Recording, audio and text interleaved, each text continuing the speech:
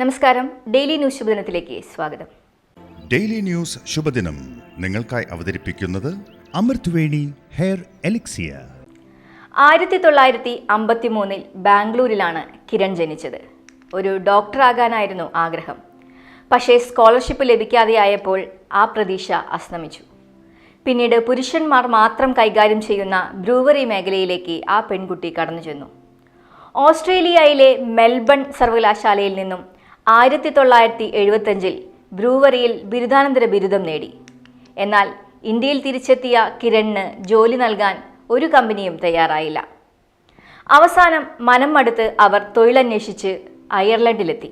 അവിടെ വെച്ചാണ് Biocon bio limited സ്ഥാപകൻ ലെസിയുടെ പ്രോത്സാഹനത്തിൽ ഇന്ത്യയിൽ ബയോകോണിന് തുടക്കം കുറിച്ചു.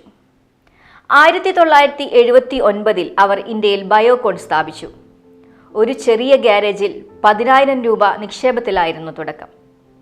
അടിസ്ഥാന സൗകര്യങ്ങളെല്ലാം കുറവായിരുന്നുവെങ്കിലും ഇച്ഛാശക്തിയോടെ കിരൺ മുന്നോട്ടു പോയി. പപ്പായയിൽ നിന്നും എൻസൈം വേർതിരിക്കുന്ന ബിസിനസ്സാണ് തുടക്കത്തിൽ ചെയ്തിരുന്നത്. ഒരു വർഷത്തിനുള്ളിൽ തന്നെ ഇതിനെ വിജയത്തിലെത്തിക്കാൻ കിരണിന് സാധിച്ചു. ഇത്തരം നിരവധി എൻസൈമുകൾ US, വിവിധ യൂറോപ്യൻ രാജ്യങ്ങൾ എന്നിവിടങ്ങളിലേക്ക് കയറ്റുമതി നടത്തുന്ന ഇന്ത്യയിലെ ആദ്യ സ്ഥാപനമായി ബയോകോൺ മാറി. പിന്നീട് ഫാർമസ്യൂട്ടിക്കൽ മേഖലയിലേക്കും കമ്പനി ചുവടുവെച്ചു. നിലവിൽ കിരൺ മജുംദാറിൻ്റെ ആസ്തി 23,247 കോടി രൂപയാണ്.